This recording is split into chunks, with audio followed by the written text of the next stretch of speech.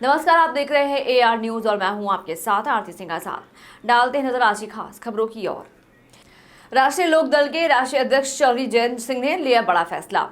आने वाले लोकसभा चुनाव में महिलाओं को आगे बढ़कर पार्टी को मजबूत करने का प्रयास। पूर्व विधायक चंद्र सिंह की बेटी मनीषा अहलावत को महिला प्रकोष्ठ की राष्ट्रीय अध्यक्ष बने। महिला अहलावत को राजनीतिक विरासत में मिली। राष्ट्रीय लोक दल से विधानसभा कैंट से चुनाव लड़ चुकी हैं, लेकिन हार गई थी। राष्ट्रीय लोक दल से राष्ट्रीय अध्यक्ष चौधरी जयंती जी का उन्होंने धन्यवाद दिया और कहा कि मुझे रालोद पार्टी की महिला प्रकोष्ठ की राष्ट्रीय अध्यक्ष बनाया है। उन्होंने मुझ पर विश्वास किया। मैं जल्दी उत्तर प्रदेश में ग्राम पंचायत के नंबर जिला अध्यक्ष महिला प्रकोष्ठ का गठन 2030 के अंत तक संगठन का कार्य पूरा करूंगी। उन्होंने कहा कि चौधरी जयंत सिंह द्वारा किए गए दिशा निर्देशों के एवं पार्टी के अनुपालन में ही कार्य किया जाएगा और प्रत्येक जिले में रालोद पार्टी में महिलाओं को मजबूती के साथ संगठन में शामिल किया जाएगा और जो महिला राजनीति में आगे बढ़ना चाहती है उसको अवसर दिया जाएगा।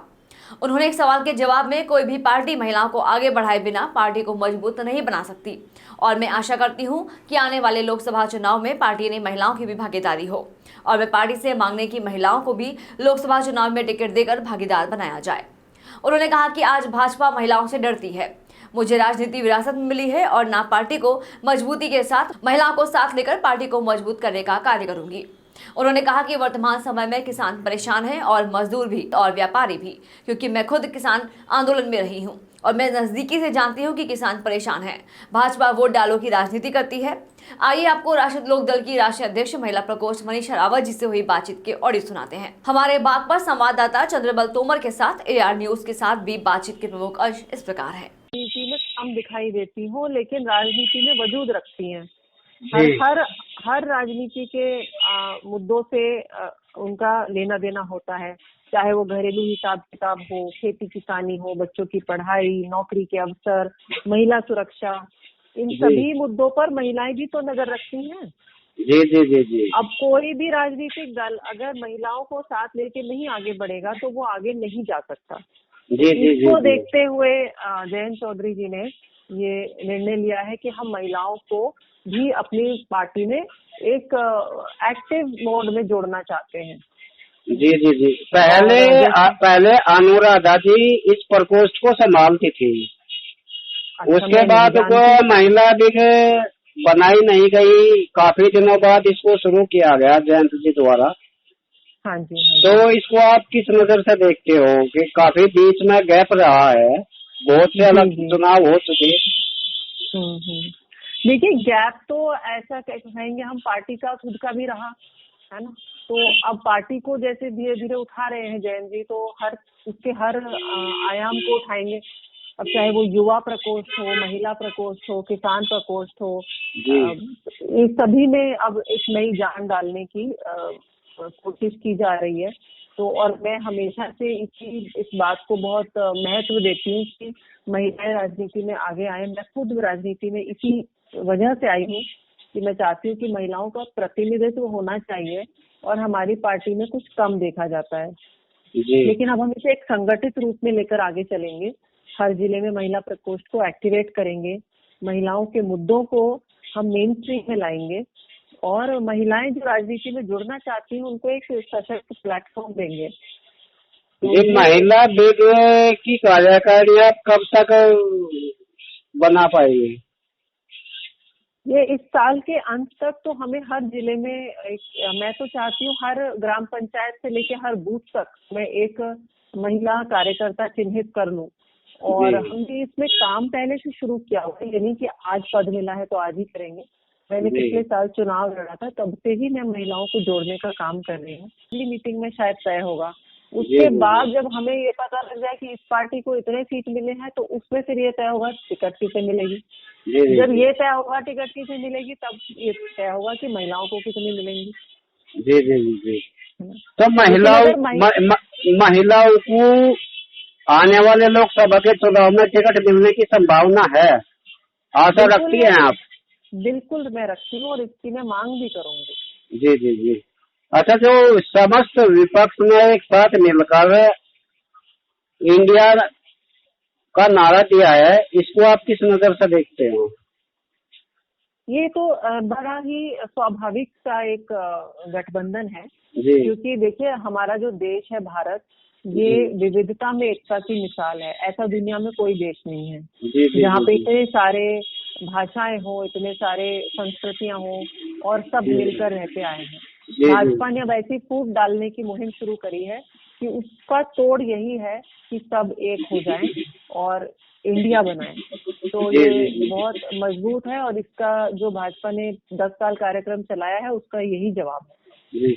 जैसे कि राष्ट्रीय लोकदल का पहले से ही पश्चिम उत्तर प्रदेश में काफी बड़ा अस्तित्व रखती है पार्टी, जी तो इसमें इस बार लोकसभा में कितनी सीटें आने की संभावना है? ये पार्टी में मैं फिट बैठती हूँ। जी जी जी। तो अच्छा मैडम, तो मेरे एक को एक एक सवाल और आप दीजिए, फिर इसे को हम यहीं समाप्त करते हैं वार्ता को। जैसे कि सत्ता पक्ष हो या कोई भी पार्टी हो, हम्म, पूर्व प्रधानमंत्री चौधरी चरण सिंह जी की हर पार्टियां अपने अपने चुनाव में नाम लेती है, लेकिन किसानों का वो वजूद नहीं अभी तक है, चाहे वो गन्ना भुगतान हो या उनकी परेशानी हो या खाद दवाई का मामला हो। भाव इतने महंगे हो गए, डीजल इतनी ऊंचाई तक आसमान छू रहा है, तो बहुत ज्यादा है। इसको आप किस नजर से देखते हैं? देखिए मुझे ऐसा लगता है कि किसान भी बहुत परेशान है बकाया गन्ना भुगतान के लिए भी। बिल्कुल बिल्कुल। मैं खुद किसान आंदोलन में का हिस्सा थी। मैं वहाँ पे गई भी और रही भी, गाजीपुर बॉर्डर पे 3 दिन। तो मेरे को ये समझ में आया और वही मेरी प्रेरणा भी रही राजनीति में आने की। नहीं तो मैं एक आप समझ लीजिए एक आंदोलन जीवी की तरह थी मैंने ये नहीं सोचा था कि मैं चुनाव लड़ूंगी, लेकिन वहाँ जब मैंने देखा कि हमारे किसानों के साथ कितनी अब विरोध, जहाँ तक विरोध का मामला है मैडम, जहाँ तक मैं समझता हूँ, जब विरोध का नंबर आता है तो विपक्ष वहाँ से गायब हो जाता है।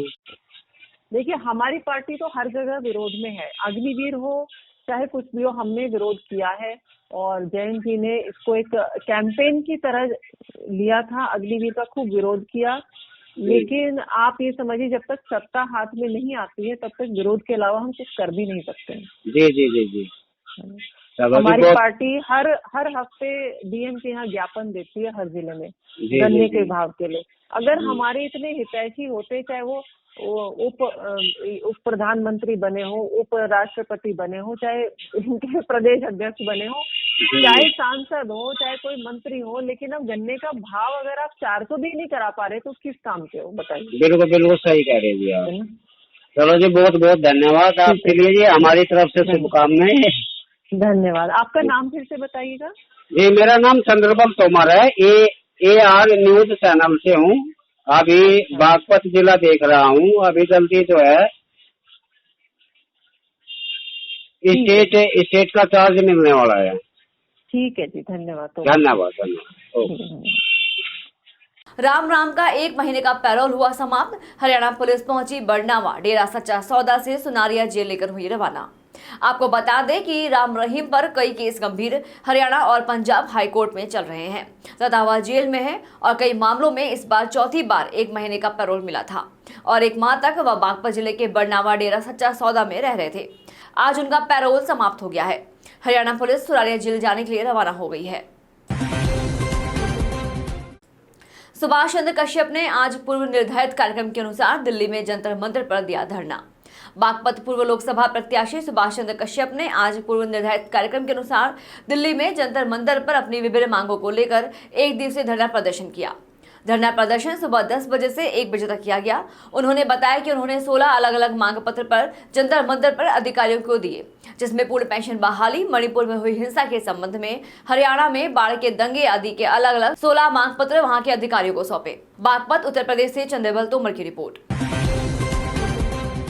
चीन लगभग 25 सालों से लगातार विकास और गतिशीलता का पर्याय बना हुआ है। 1.4 बिलियन की आबादी वाला चीन दुनिया भर में अपने सामानों का डंका बजवा रहा है। चीन के लोग वैश्विक अर्थव्यवस्था में एक अटूट इंजन की तरह काम कर रहे हैं, मगर अब चीन का वह अटूट इंजन खराब हो रहा है, जिससे चीनी परिवारों और दुनिया भर की अर्थव्यवस्थाओं के लिए खतरनाक जोखिम पैदा हो रहा है। लंबे समय से वैश्विक अर्थव्यवस्था का केंद्र बिंदु रहे चीन में सब कुछ ठीक नहीं चल रहा है। हाल ही के हफ्तों में कई घटनाक्रमों में से ये जोखिम और बढ़ गया है। फिलहाल इतना ही, कल फिर हाजिर होंगे कुछ और बड़ी खबरों के साथ। तब तक के लिए बने रहे हमारे साथ और देखते रहे AR न्यूज। नमस्कार। खबरों में लगातार बने रहने के लिए हमारे चैनल को लाइक, सब्सक्राइब और शेयर करना ना भूलें। धन्यवाद।